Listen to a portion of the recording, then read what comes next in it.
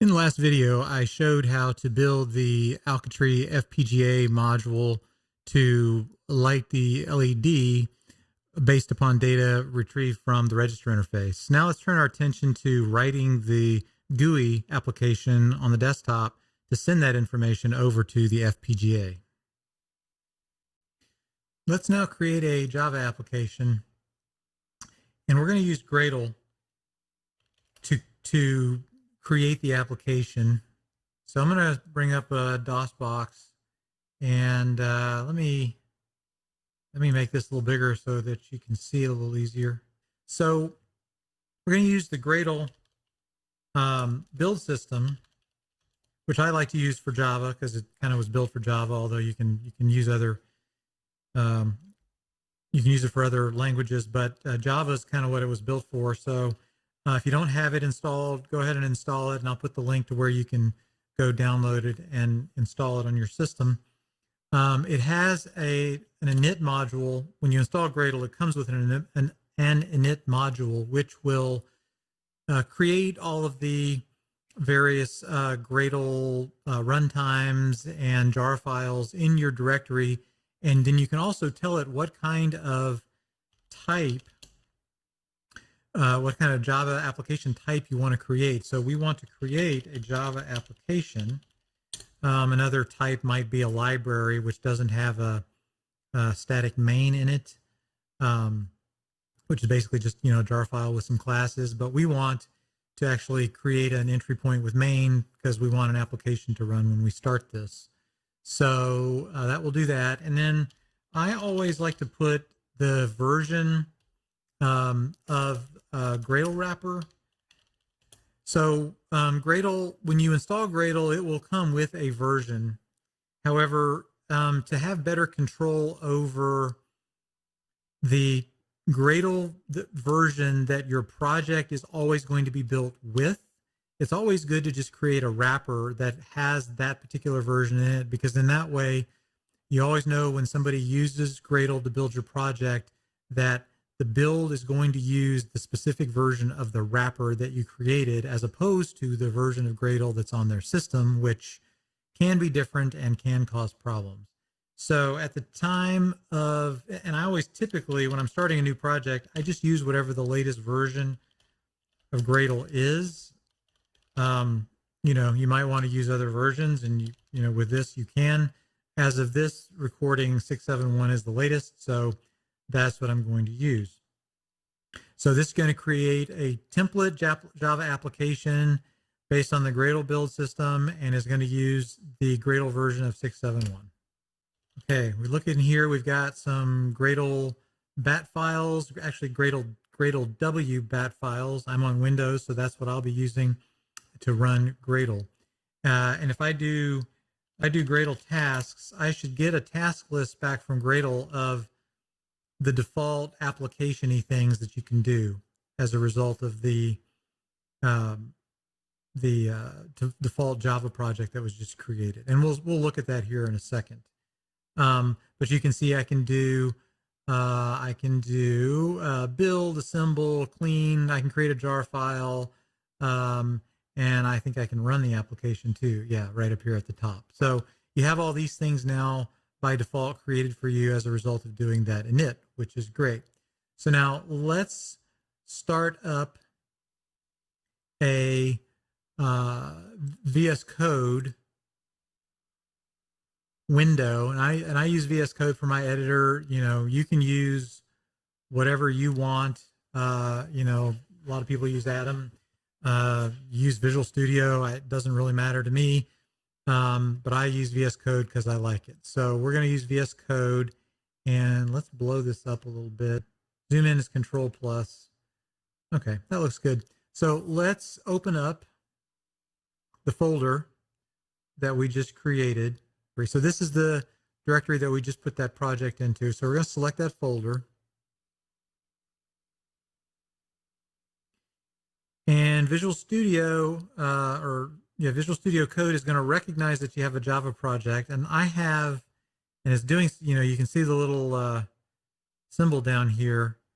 I'm going to open a terminal up. Actually, it just opened up for me. That's great. And you can see that it's importing the root project. So it's actually running the Gradle build system for you, starting the Gradle daemon, and it's looking at your Gradle build, and it's starting that up for you. And that is because I have the Java tools. If I go look here in Visual Studio Code, I have the Java tools, the Java extension pack it's called, already installed. And so that puts all the functionality in for VSCode to go run all of the Gradle bits to look at your project to make sure that it's basically buildable. And so if we go open up the app.java that got created, we can see that we get syntax highlighting and such, but you'll also notice we get this run debug that we can basically just run the application from. So let's just go ahead and click run just to show you that it actually is going to do something. And app.getGreeting is prints hello world to the console. And so you can see down here that we get a hello world. So we know that this default application that Gradle built for us works correctly. So now let's simply try to exercise the register interface by including the register interface module, Gradle module that I have built from my own repository, and I'll show you where to get that. And we'll just instantiate the register interface directly from this application, and let's just simply turn the light on the Alchitry board. So to do that, we're going to go into Build Gradle. Again, this is the default that was put together for us when we did Gradle init. And we are going to we're going to add a repository called Jetpack. And Jetpack is the repository where I have added the registry interface module. I keep saying registry, I mean register interface module. So this is a Maven repository, and we're going to reference it with the URL https jetpack.io.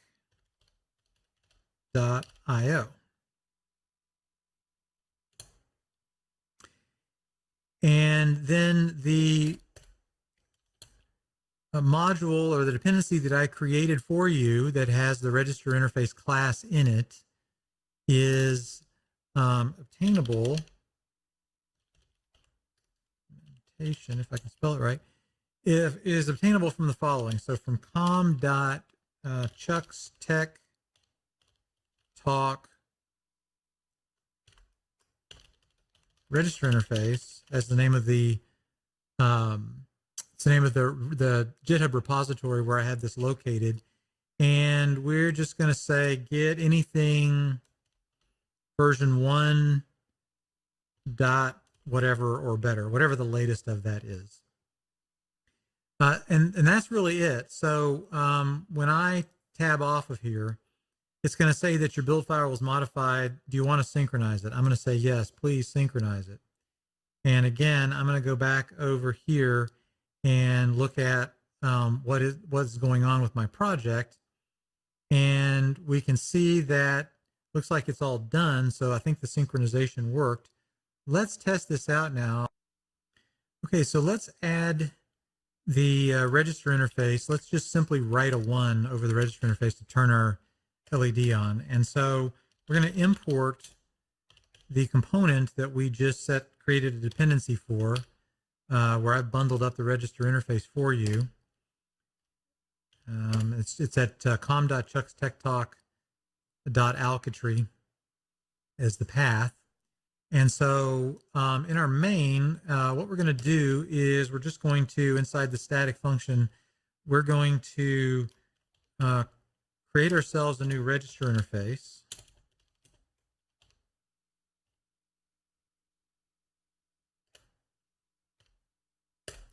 We're going to connect to the serial port. And I happen to know that my COM port, when I plug my Alchitry Au in, Windows assigns the USB serial port to COM8, and I know that because I've looked at Device Manager in Windows, and that's how I would suggest you figure it out for you.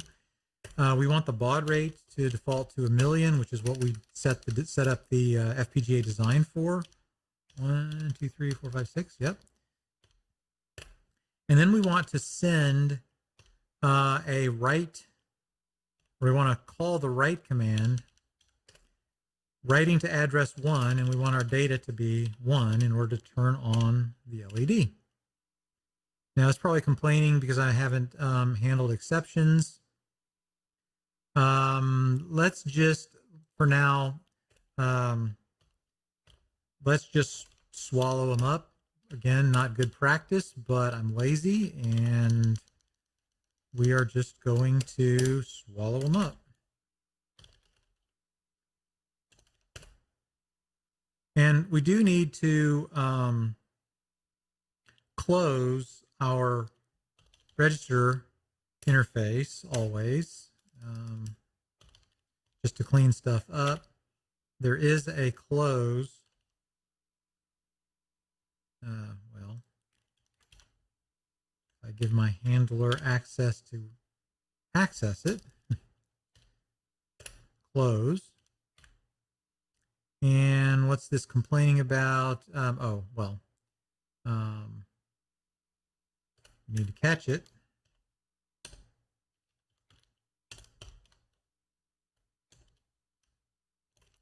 And we just won't do anything with it.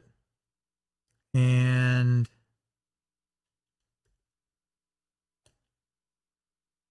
finally, and again, we'll just again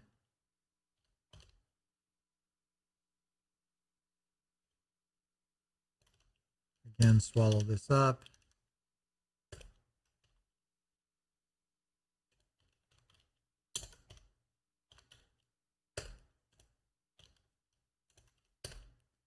And we won't do anything. Okay, so in theory, this now should work. Okay, let's run this now and see what happens. In fact, let me turn on the Alchitry board, and you'll notice that the LED, this LED 0 right here, it's turned off. So let's run this.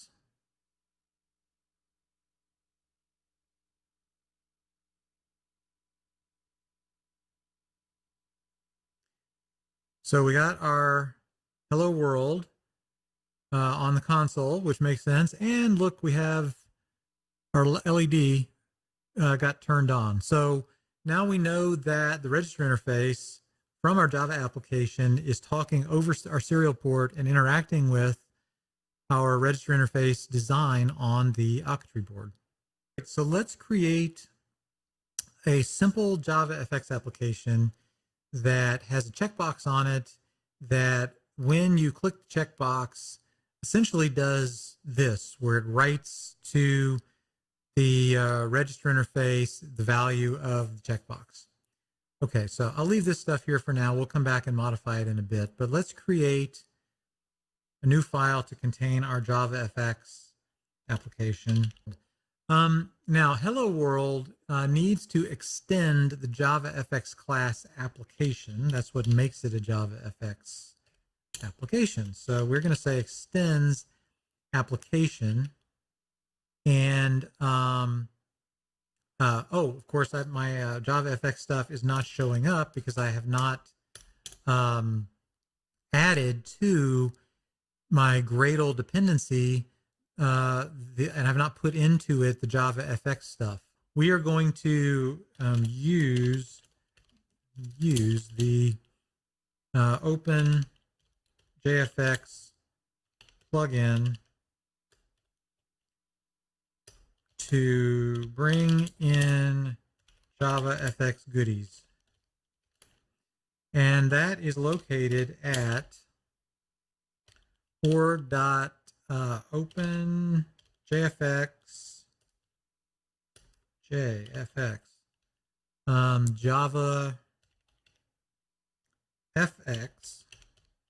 plugin.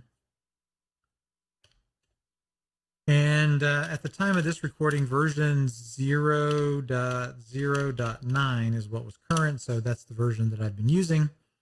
which seems to work just fine. Now, you also, since we're going to be using controls, you know, like checkboxes and buttons and stuff like that, you have to import the controls module, which will tell the plugin that you want to bring in all the other goodies that implement all the controls functionality. So the way that you do that is you say JavaFx, and you assign the modules variable to the following array.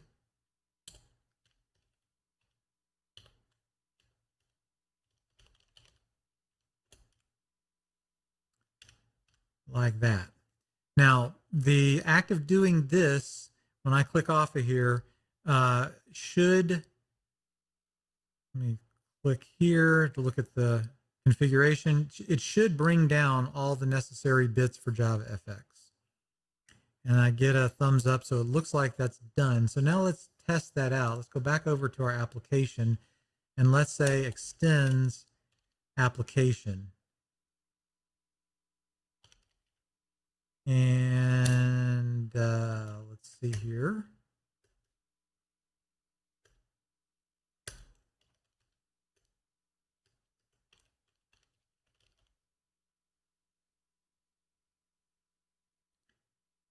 My build Gradle looks like it's got a problem. So what did I do wrong here?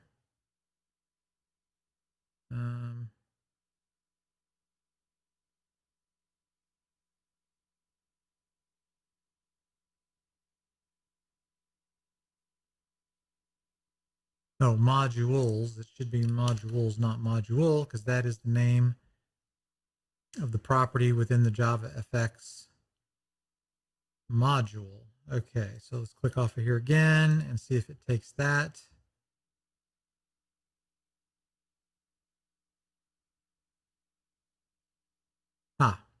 Okay, looks like my errors are gone now. So now let's go back and try this one more time.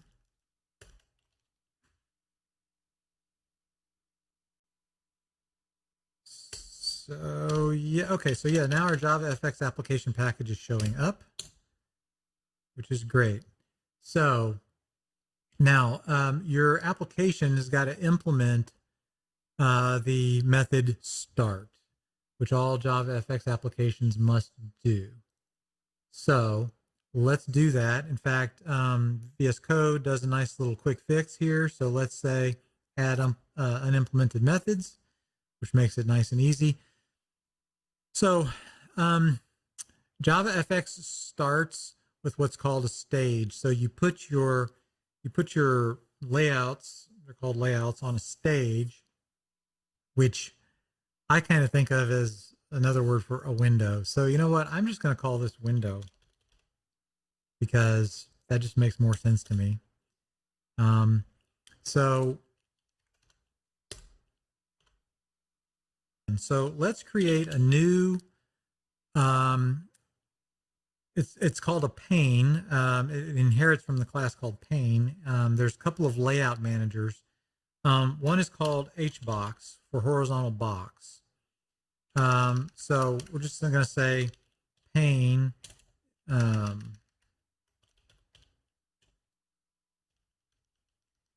is equal to new HBox.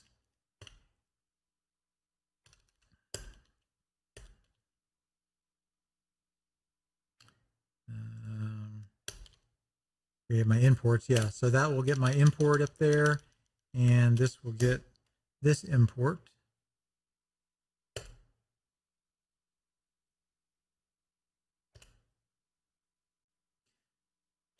So within that pane, we want to get the children, which at this point there aren't any, but this gets us the reference then to the collection. And we want to add to the children one node. And the node that we want to add is a checkbox. And let's actually create our checkbox.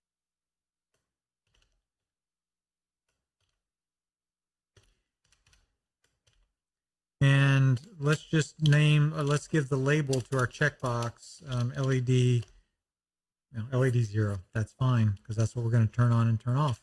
And then we want to add our checkbox to our pane. Great. So now, how does the pane get into the what's called the stage, or the window variable that I just created here? Well, we have to create what's called a scene. So let's create our scene.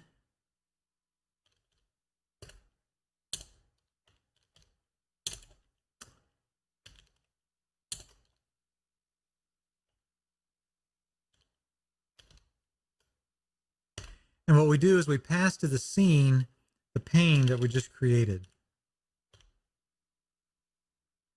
All right, so now we've got ourselves a scene. So the scene then needs to get shown or assigned to the window. So to do that, you just simply say window set scene and the scene that we just created.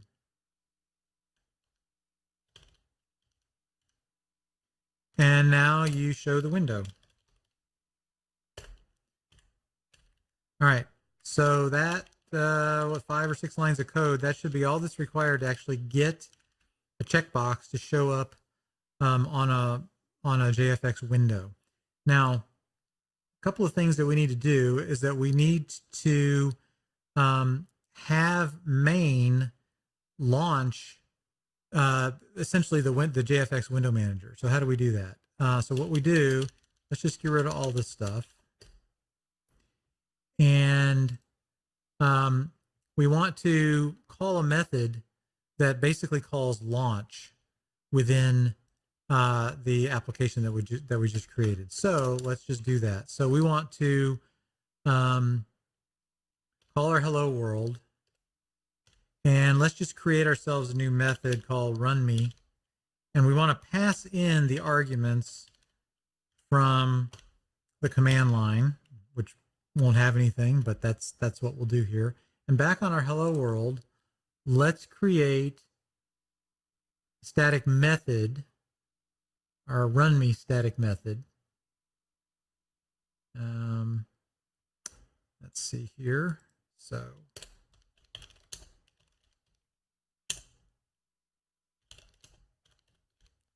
runMe, we're going to take an array, string array of args,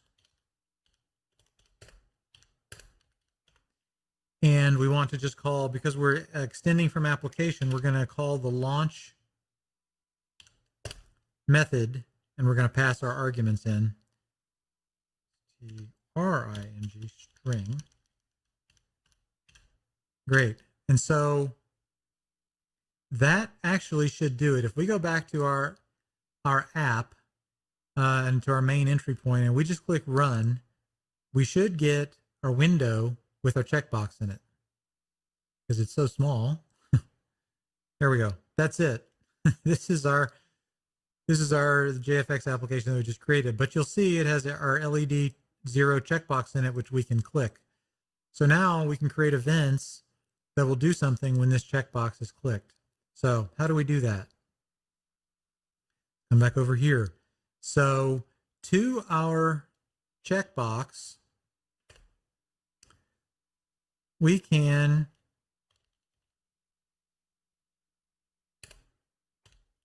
add an event handler. Add, if I can remember what this is, set on action. That's what it is. So when an action occurs on a checkbox, well, so when you call set on action, when an action occurs to the checkbox, you can have created this Lambda function, which does stuff. So the stuff that we wanted to do here is to actually call the register interface with the value that's on the checkbox. So how do we do that? So we need to create a register interface. So let's create our register interface up here. Need an instance variable. So we need an instance variable, register interface.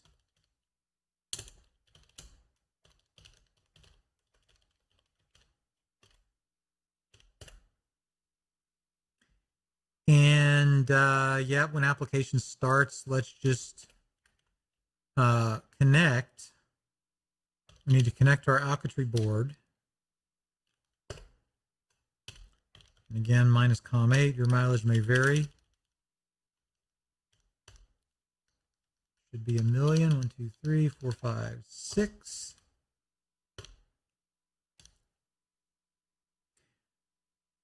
And then when set on action occurs, what we want to do is we want to call reg.write.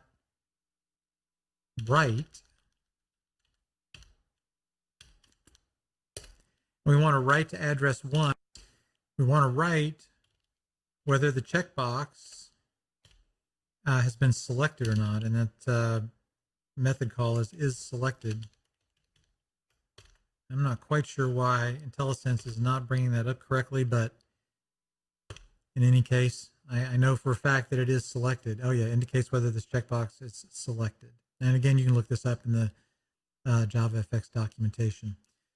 So that really, this should be all you have to do. Now this write is probably complaining about back a Boolean. Okay, so we need to convert that Boolean to a 1 or 0. So if it is selected, we'll write a 1, and if it's not, we'll write a 0. Okay, what is this complaining about? Probably an unhandled exception. Yeah, oh, it is. So let's just quick fix it. Surround with try catch. And yeah, print stack trace, that's fine. That's all we care about. Okay, so let's run it.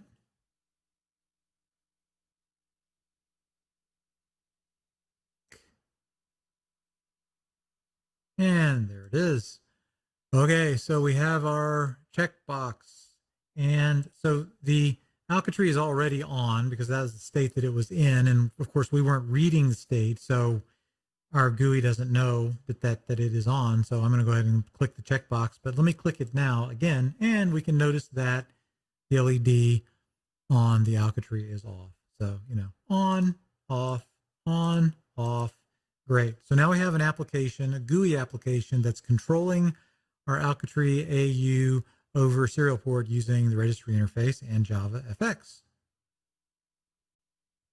So let's end this by separating the concerns between the user interface control that we're exposing and the data that we are needing to write into the Alchitry board, because this is going to be the technique that we're going to use in subsequent videos where we build more and more complex functionality. Won't really make much difference here, but just to kind of show you the technique that I'm going to use that I think sort of separates things nicely. So let's create a new view. Let's just call this LEDView. And so LEDView is really going to simply, it's gonna expose two things. It's going to expose a property called, let's just say, get selected property. How about? And then the LEDView really wires up or assembles a layout. And back in our Hello World module, we eventually took our layout, which had our checkbox in it, and we assigned it to a scene. Well, we're going to take that functionality and we're going to stick it into this class. So we're going to say public pane get layout.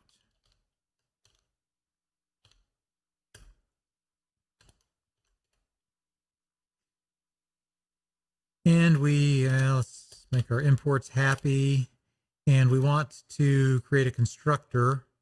Let's do that up here.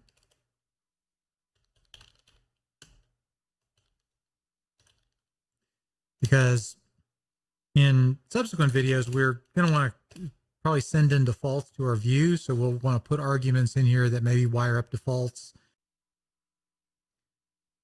So let's go grab the code from here so we don't have to retype it all. And essentially what we want to do is when we are building our pane and we're building our checkbox, we want to take this code here. We want to stick it. Let's just, well, let's stick it in the constructor. Why not?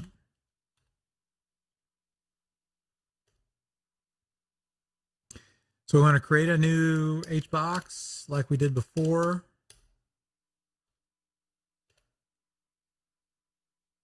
And a new checkbox, and let's get our imports in here.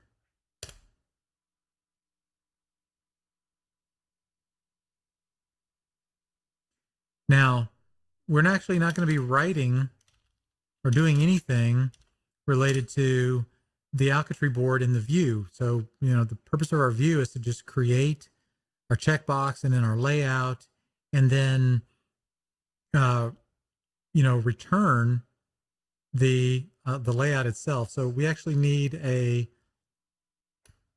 property. Let's create a private one. Private pane layout. And instead of calling this pane, let's just call this layout.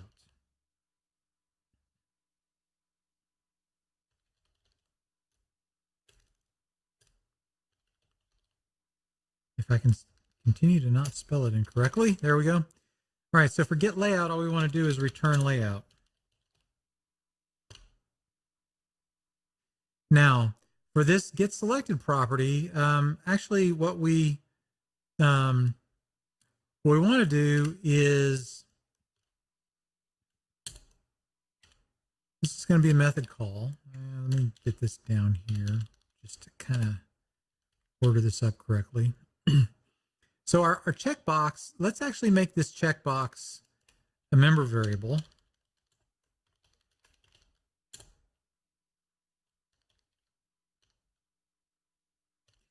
And, you know, we really should declare these things final because, you know, they really, once they're instantiated by the constructor, they probably should never change. Again, it prevents bugs in the, you know, in the future. So our checkbox is now a member variable, so we won't declare it locally. We want to return the selected property when get selected property is called. And why is LEDView? Let's see. May not have been initialized. Oh, because we need to make it access the member variable, not the local variable. Okay, so that's the extent of our LEDView. So when we create a new LEDView, we're going to create an HBox, we're going to create a checkbox, we're going to add the checkbox to the layout, and then we have this get selected property, which gets the property of the checkbox, which allows you to then hook stuff to it, which we'll show you in a second. And then we make a get layout method call that returns our internal representation of our layout. LEDView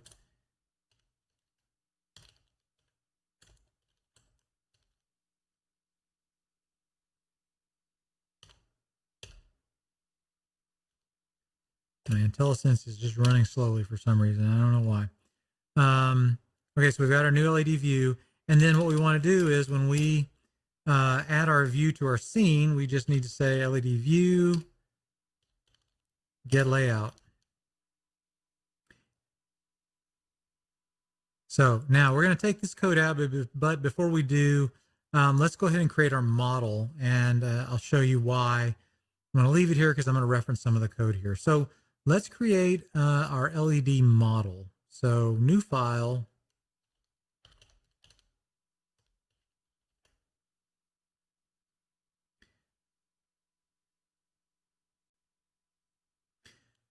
So our LED model, let's create a constructor for it.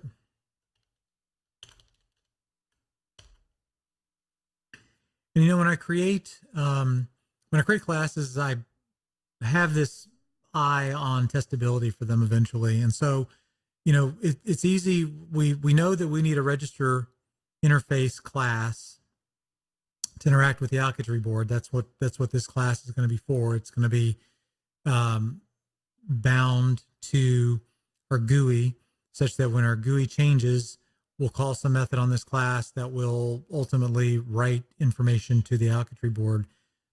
We could go ahead and instantiate the register interface directly in here, But to make it more testable, which I won't really show in this video, but later I will, to make it more testable, you really want to pass all of your dependencies into your class so that you can eventually stub them out for testability purposes. So that's what I'm going to do here. So I'm going to call pass in a register interface into the constructor. I'm going to also declare a private member variable.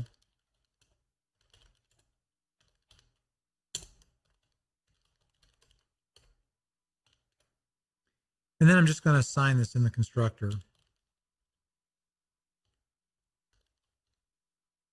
So that way I now have, I don't know if I could put this, the order in correctly. Trying to think and type at the same time. Stuff. Okay, there we go. So now I have my register interface inside my model. So now what I want to be able to do with this register interface is when a property changes, I want to be able to respond to that property change and write through the register interface to the Alchitry board. So I need a property in my model to represent, that property that's changing. So let's create a public final Boolean property. This is part of the JavaFx specification called selected, because that's what we called it from the UI. And let's get our import to wired up here. There we go. Okay. So in our constructor, we need to instantiate that property. So let's say selected is equal to new. And so we want to create a very simple property with a getter and setter that under the covers has got a Boolean sitting in it. So JavaFX does that for us, called simple Boolean property. So now when that property needs to change, well, obviously it needs to call the write function on the register interface. So let's just create that. So let's create a private function. I should say method called setSelected. And it's going to take what the value should be.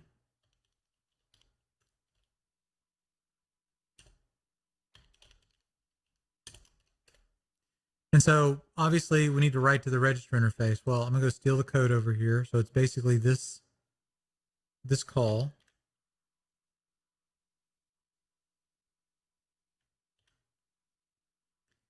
It's going to throw some exceptions.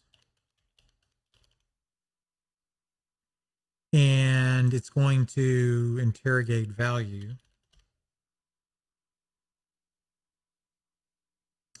Yep, never used locally. Okay, so there's our write. Now, how do we wire this up to a change in this? Well, we can wire an event handler up using the add listener. So we can say selected property has a function on it called add listener. And a change listener takes 3 arguments. And I'm going to copy them in because I don't ever remember them. It takes an observable, it takes the old value, and it takes the new value, or at least yields them, so that you can use them inside your Lambda function. A new value is ultimately what you really care about. And so what happens when the add listener fires? Well, you want setSelected to take new value. And of course, there's probably unhandled exceptions. So let's just do a quick fix. Surround with a try catch. That's fine. We'll just have it print the stack trace because we don't really care at this point. Okay, so now we have ourselves a model that has on it the selected property and calls into setSelected whenever that property changes. So finally, how do we wire up?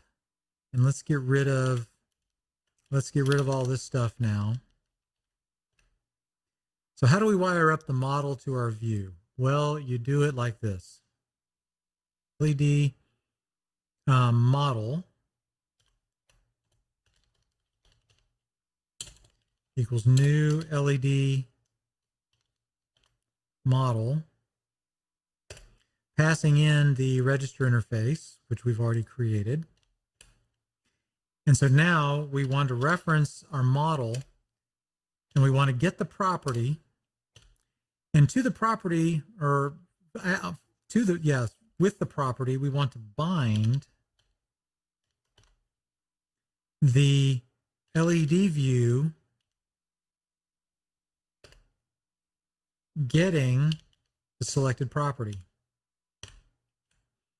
And by virtue of doing that, when you make a change on the user interface, this statement right here is automatically going to change the selected property on LED model, which then is going to call into the register interface. So I think you would say, after looking at this code versus the code that we had before, this is a whole lot cleaner. There really isn't much going on here. We create our view, we create our model, we bind our model, or bind our view to our model, we set up the scene, we associate the scene to the window, and we show the window. And that's basically all there is to it. Let's go run the application for one last time and see this work.